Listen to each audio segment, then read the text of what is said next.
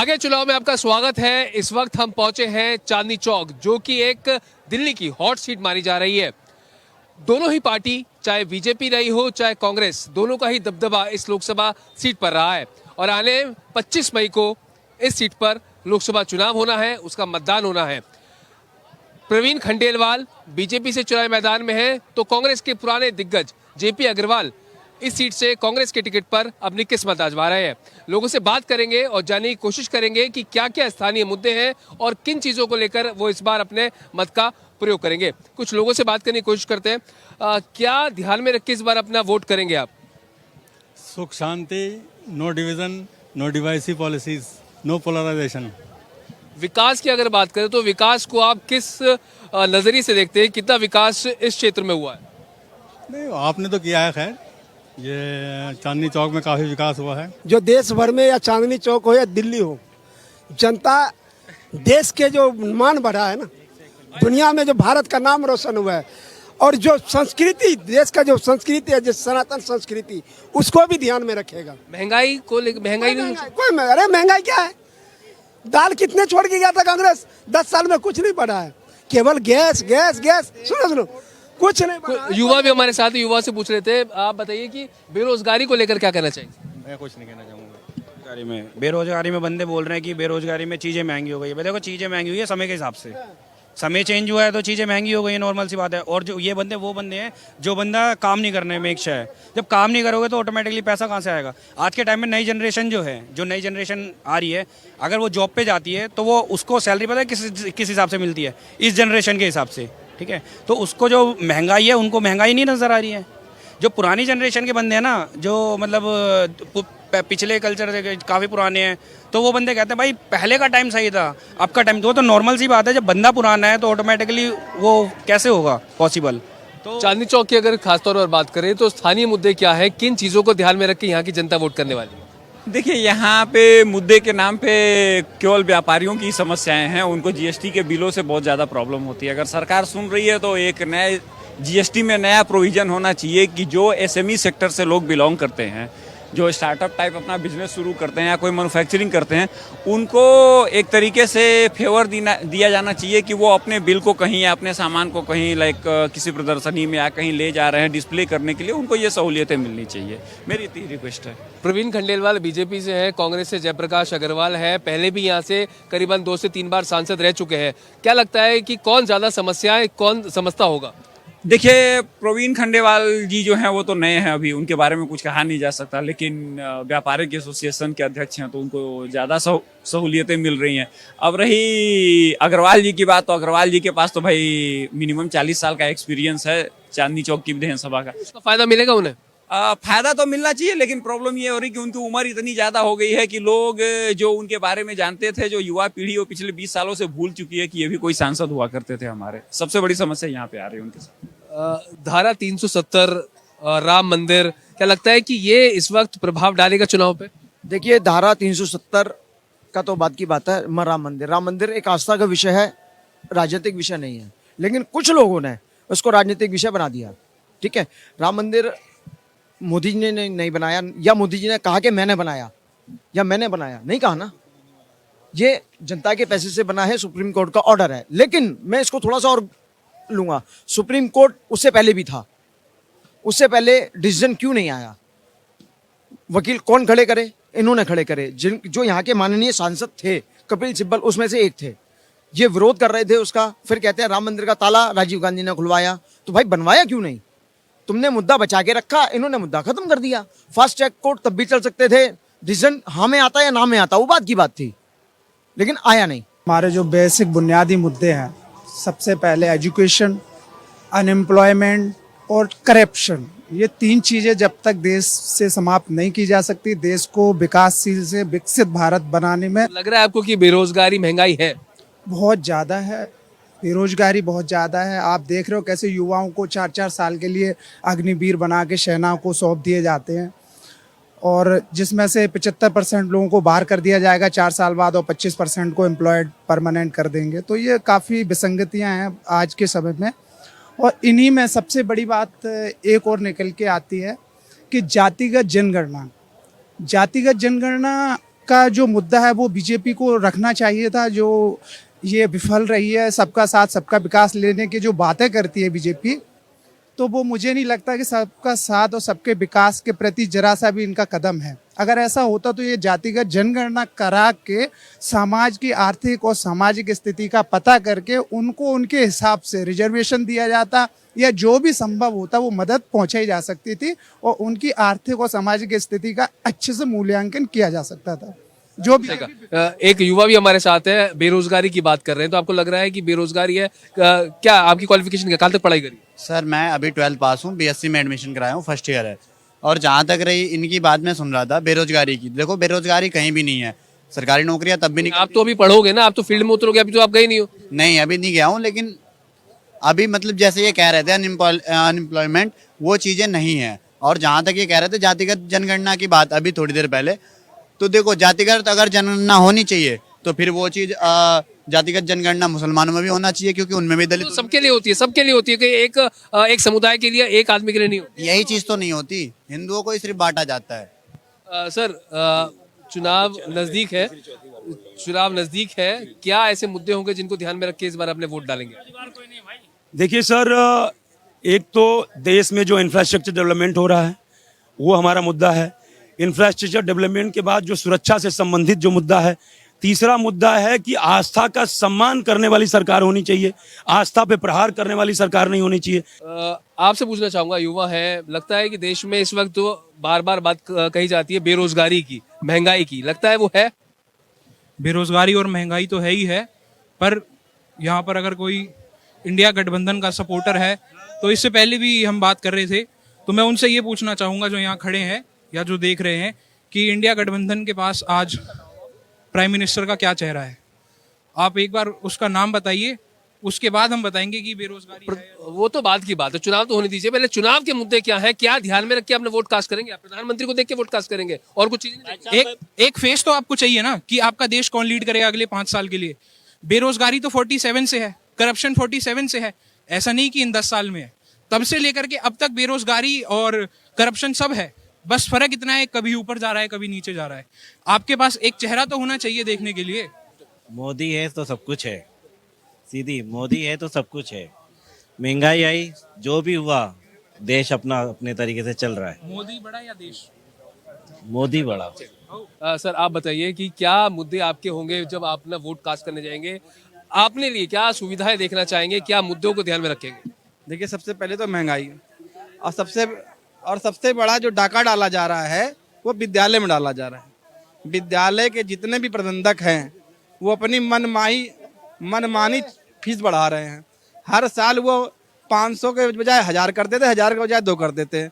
उन पर कोई भी लगाम लगाई नहीं जा रही है। जितने भी स्कूल प्राइवेट हैं उनसे मैं बहुत दुखी हूँ।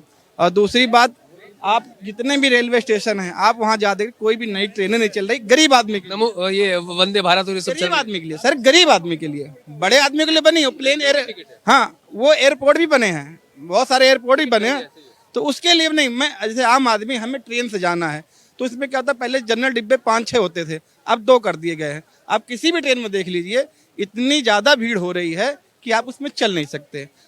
ये दूसरा मुद्दा हो गया। तीसरा मुद्दा है हमें स्वास्थ्य का, कि आप अगर दिल्ली के अंदर एक एम्स है तो दूसरा एम्स भी बनना चाहिए। सर इस बार जो अपना वोट आप डालेंगे, क्या ध्यान में होंगे, क्या स्थानीय मुद्दे आप के सोच के डालेंगे? वोट डालेंगे, मुद्दे कई सारे हैं। जैसे बीजेपी काम कर रही है और उम्मीद करेंगे आगे भी अच्छा काम करेगी। जैसे ये भाई साहब बोले 370 से हमें क्या फायदा होगा। अब भाई साहब देश में ऐसा हर कोई तो काम है नहीं कि तुम्हारे घर का, वो कह रहे हैं उनको जानकारी ज्यादा नहीं। अच्छा, जानकारी ज़्यादा नहीं, तो 370 ये है कि बहुत अच्छा हटाया, बहुत अच्छा करा। 3 तलाक हो गए, 370 हो गए, ये चीज़ें बहुत अच्छा करा मोदी जी ने। इसमें बहुत सारी मुस्लिम महिलाएं बहुत खुशी है। कुछ व्यापारियों से बात करते हैं कि जो बरसों से चांदनी चौक में व्यापार कर रहे हैं, उनकी क्या राय है, उनका क्या कहना है। सर लोकसभा चुनाव 25 तारीख को है और कांग्रेस से जेपी अग्रवाल हैं, पुराने नेता हैं, सांसद रह चुके हैं। प्रवीण खंडेलवाल पहली बार चुनाव लड़ रहे हैं। स्थानीय मुद्दे आपके क्या होंगे जिनको आप ध्यान में रखकर अपना वोट डालेंगे? व्यापार के लिहाज से बताइए। व्यापार से पहले ये तो जीएसटी का कम होना चाहिए, और एक जो यहाँ का जो ट्रैफिक है, जो सुबह 10 बजे से रात को 9 से लेकर 9 बजे, तो उसका टाइम कम करना चाहिए जिससे पब्लिक आम आ जा सके, जिसको तकलीफ ना हो। जहाँ को ये साइकिल रिक्शा बहुत ज़्यादा है, थोड़े से कम होने चाहिए। क्या ध्यान में रख के इस बार अपना वोट डालेंगे आप? व्यापार के लिहाज से बताइएगा, कितना ज्यादा चीजें आपको देखने को मिल रही है? सर अभी के टाइम पे तो मंदा बहुत है मार्केट में। काम धंधे की आप देख रहे हो मार्केट की हालत कैसी है, काम धंधा बिल्कुल नहीं है। और अभी तो हमारी वोटिंग नहीं हो रहा है, तो अभी हमारी उम्र कम है थोड़ा सा, तो जब वोटिंग आएगा तो उस टाइम सोचेंगे। अभी वोटिंग है नहीं तो फिर बोलने का कोई फायदा नहीं। अच्छा, आप दुकान यहाँ पर कर रहे हैं काफी लंबे समय से, लेकिन समस्याएं चांदनी चौक में आपको क्या क्या लगती है, किन किन चीजों में सुधार होना चाहिए? सर यहाँ पे बहुत सारे कमी होती है कि यहाँ पे कोई भी अगर बाहर से कोई ग्राहक आते हैं तो किसी का भी कोई भी सामान निकाल लेते हैं, बाद में दिक्कत होते हैं। या कोई दुकान के बाहर खड़ा होता है तो कोई सामान निकाल लेते हैं, तो इसमें दुकानदारों को दिक्कत होता है कि आपके दुकान के सामने ये चीज़ हो रहा है और आपको पता नहीं है, तो इसकी वजह से थोड़ा दुकानदारों को दिक्कत होती है। तो व्यापारियों की अलग समस्याएं हैं, वो चाहते हैं कि कई चीजों पर यहाँ पर काम होना चाहिए। हालांकि जो स्थानीय लोग हैं उनकी मूलभूत सुविधाएं किस तरह से सरकार मुहैया कराए और उनमें क्या क्या नई चीजें करी जा सकती हैं, इसी को लेकर लोग अपने मत का प्रयोग 25 तारीख को करने जा रहे हैं। कुछ लोग और हमारे साथ इनसे बात करते हैं और जानते हैं कि क्या मुद्दे हैं। सर, इस बार लोकसभा चुनाव में क्या मुद्दे हैं, किन चीजों को ध्यान में रख के अपना वोट डालेंगे? पहला तो भ्रष्टाचार, जो दिल्ली में की सरकार आकंठ तक डूबी हुई है। दूसरा है स्वास्थ्य सेवाएं, जो दिल्ली के अंदर में ध्वस्त हो चुकी हैं। तीसरा है सुरक्षा, जहांगीरपुरी वाला मसला ले लीजिए, तो इन सभी मुद्दों को लेकर के वोट करेंगे। और शिक्षा, ये जो मुद्दे हैं देश की जनता के लिए और युवाओं के लिए रोजगार, ये सभी मुद्दों पे सरकार के वोट करेंगे। धारा 370, राम मंदिर, क्या लगता है कि इनका भी प्रभाव इन चुनाव में पड़ेगा? बिल्कुल पड़ेगा। धारा 370 का भी प्रभाव पड़ेगा और राम मंदिर का भी पड़ेगा। महंगाई, बेरोजगारी का? सर देखिए, महंगाई के अगर डाटा पे जाएंगे तो फिर महंगाई नहीं है। 5.69% की महंगाई दर है। कांग्रेस के टाइम पे 10.69 की थी, तो कहाँ है महंगाई? कांग्रेस के टाइम पे पेट्रोल 35 से 82 पहुंच गया था, यहाँ 82 से 96 ही हुआ है। तो उस हिसाब से लोगों की आमदनी भी बढ़ी है और रोजगार के अवसर भी बढ़े हैं। सर, स्थानीय मुद्दों की अगर बात करें तो स्थानीय समस्याएं आम जनता की क्या है, वो क्या क्या मुद्दे हैं? विकास, स्थानीय मुद्दे में लाइट हुआ, रोड हुआ, पानी की व्यवस्था हुई, ये छोटी छोटी चीजें।